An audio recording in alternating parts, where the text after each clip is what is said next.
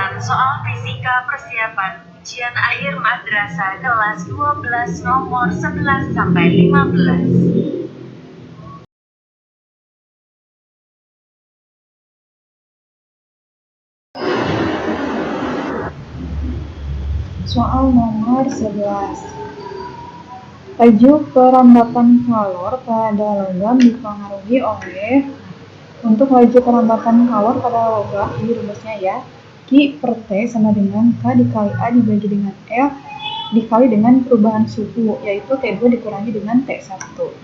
Untuk Q per T-nya yaitu laju perambatan kalor dengan satuan joule per sekon atau watt.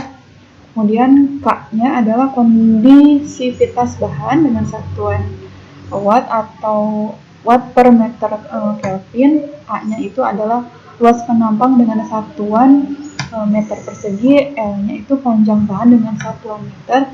Dan T2 dikurangi T1-nya itu adalah selisih suhu ya dengan satuan derajat Celcius. Jadi ini ya, laju perambatan kalor pada logam itu dipengaruhi oleh 1, 2, 3, 4 faktor ini.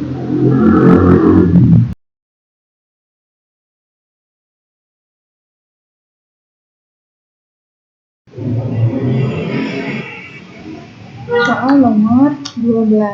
Pada gambar berikut menunjukkan siklus Carnot, ini gambarnya, yang bekerja pada suhu, ini suhu rendahnya 120 derajat Celcius dan suhu tingginya yaitu 227 derajat Celcius.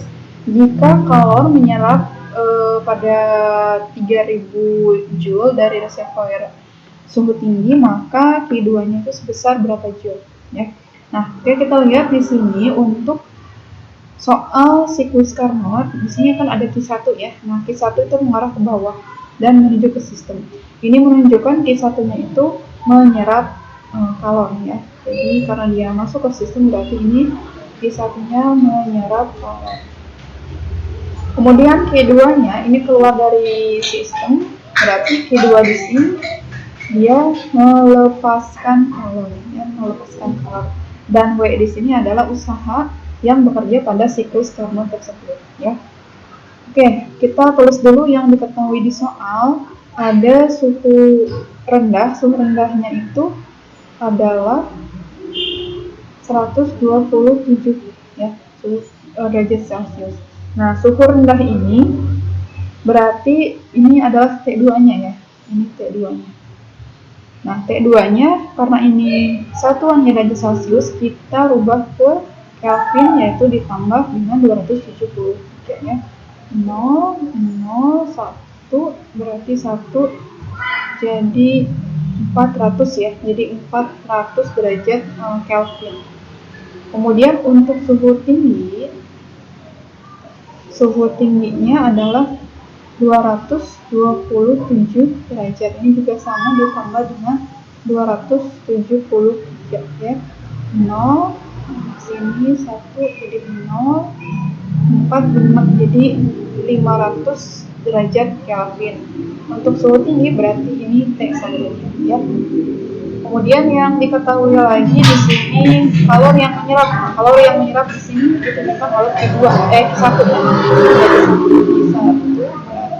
3000.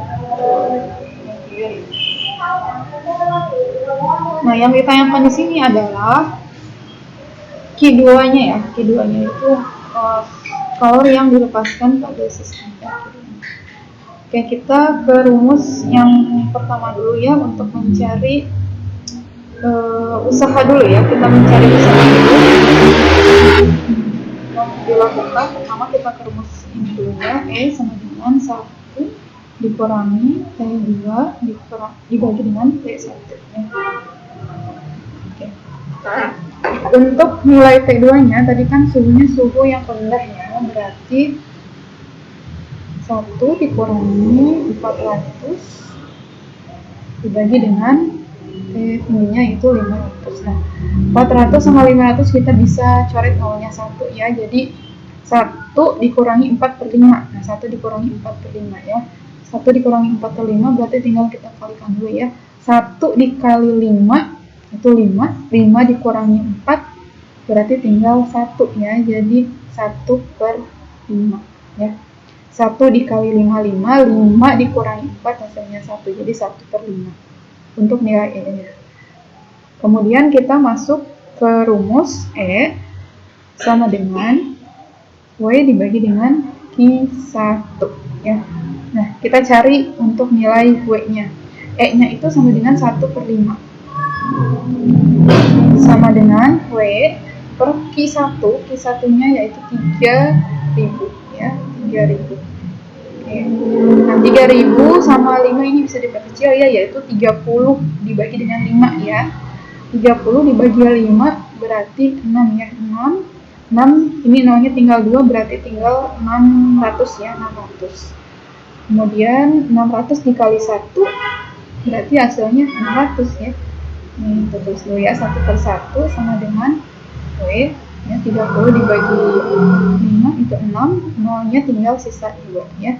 Jadi W di sini sebesar 600 ya, 600.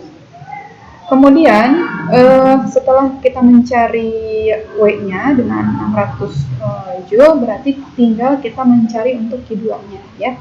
Nah, untuk mencari Q2 berarti Q1 dikurangi dengan W. Q1-nya itu sebesar 3.000 dikurangi dengan 600 ya, dikurangi 600 ya. 3.000 dikurangi 600 berarti tinggal 2.400 ya, 2.400. Nah, dengan satuan Joule. Jadi Q2 atau kalori yang dilepaskan pada siklus Carnot ini adalah 2.400 dengan satuan Joule.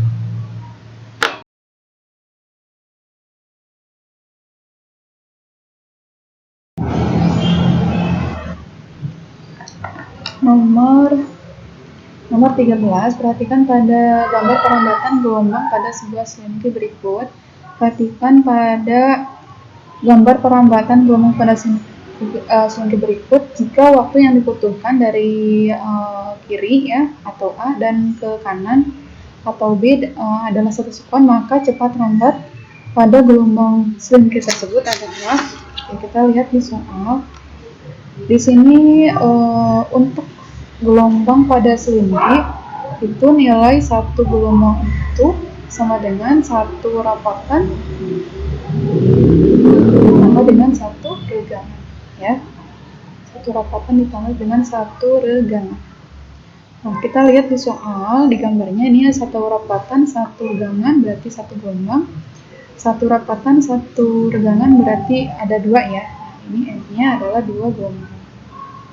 Kemudian jarak dari ujung kiri ke kanan atau dari ujung A ke ujung B-nya yaitu 40 cm ya. Maka 2 lambda ya, 2 lambda sama dengan 40 cm. Nah, lambdanya 40 dibagi dengan 2. Jadi lambdanya adalah 20 cm. Kemudian waktu yang ditempuhnya kan 1 detik ya, T-nya sama dengan 1 detik. 1 detik. Nah, kita cari dulu F-nya. Untuk mencari F itu adalah N dibagi dengan T. N-nya itu ini ya, sebanyak 2 gelombang. Kemudian T-nya sebesar 1 detik ya, sama 1 detik. Berarti 2 dibagi 1 hasilnya 2 dengan satuan Hertz. Kalau sudah dapat, ini lambdanya sudah dapat, kemudian F-nya sudah dapat, tinggal kita mencari cepat lambatnya ya, atau V-nya. V rumusnya adalah lambda dikali dengan F ya. V sama dengan lambda dikali dengan F. Lambdanya adalah 20 cm dan F-nya adalah 2 ya. Jadi 20 dikali 2 hasilnya 40. Satuannya cm per sekon. Kalau mau dibuat ke meter per sekon, tinggal kita bagi 100 ya. Jadi 40 dibagi 100 hasilnya 4 berarti 0, 1 di atas coret, 0, 1 di bawah coret, tinggal 4 dibagi 10 ya. 4 dibagi 10 hasilnya 0,4 dengan satuan meter per sekon. Jadi cepat lambat pada gelombang selingki tersebut adalah 0,4 dengan satuan meter per sekon.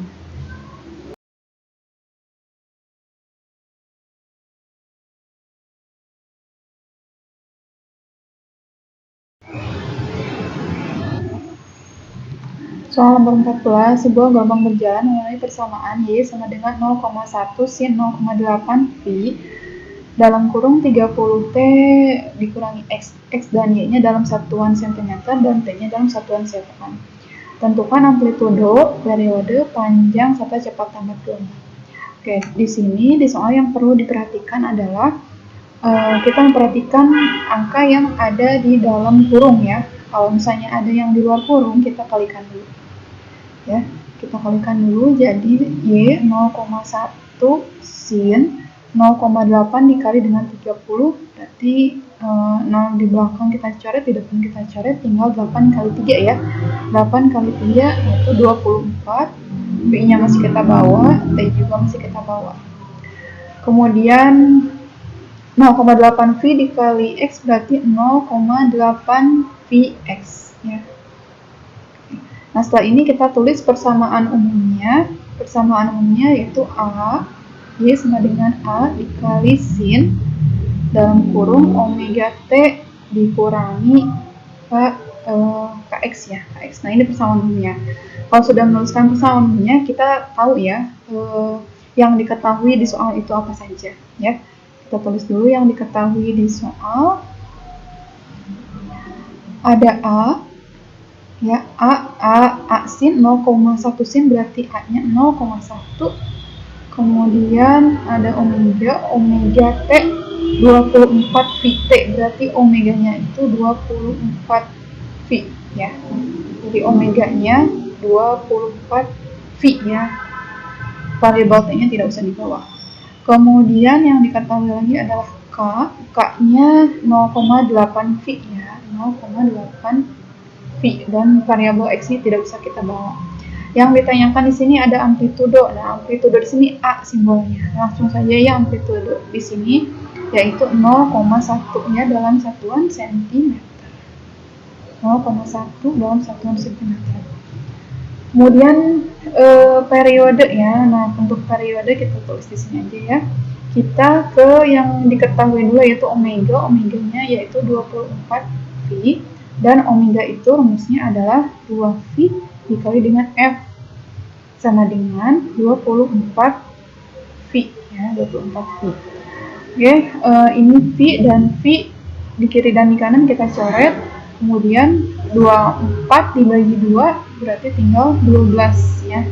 Jadi untuk periodenya adalah 12.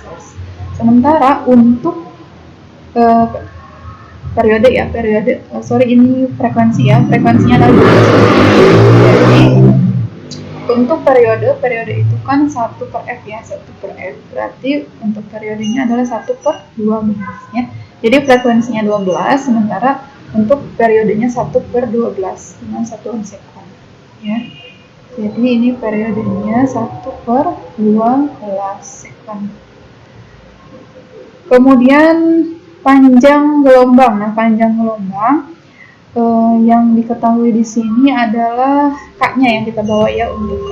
Nah, untuk K rumusnya K sama dengan 2 phi dibagi dengan lambda. Nah, K-nya itu kan nilainya 0,8. Kita masukkan 0,8 phi sama dengan 2 phi dibagi dengan lambda ya. Phi di kanan, phi di kiri kita coret, maka lambdanya adalah 2 dibagi dengan 0,8 ya. 2 dibagi 0,8. 2 dibagi 0,8 itu sama dengan 20 dibagi dengan 8 ya. 20 dibagi dengan 8.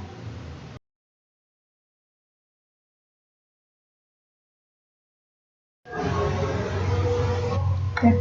20 dibagi 8 berarti 2,5 ya. 2,5 dengan satuan cm. Jadi panjang gelombang di sini adalah 2,5 cm.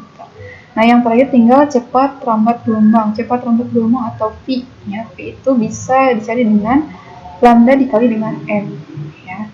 Lambdanya itu ini ya tadi 2,5 dan F-nya adalah 12 ya, 12 ya.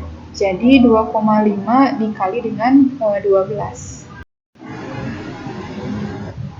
2,5 dikali dengan 12 hasilnya adalah 30 ya, 30. Nah, satuan yang digunakan cm per sekon. Jadi cepat lambat gelombangnya adalah 30 cm per sekon. Oke, udah dijawab semua ya. Amplitudenya yaitu 0,1 cm, periodenya 1/12 sekon, panjang gelombangnya 2,5 cm, cepat lambat gelombangnya 30 cm per sekon.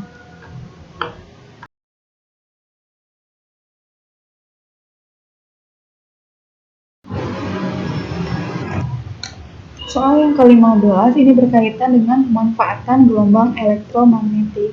Seperti yang kita ketahui, gelombang elektromagnetik itu terdiri dari ada gelombang radio, microwave, inframerah, cahaya tampak, ultraviolet, sinar X, dan sinar gamma.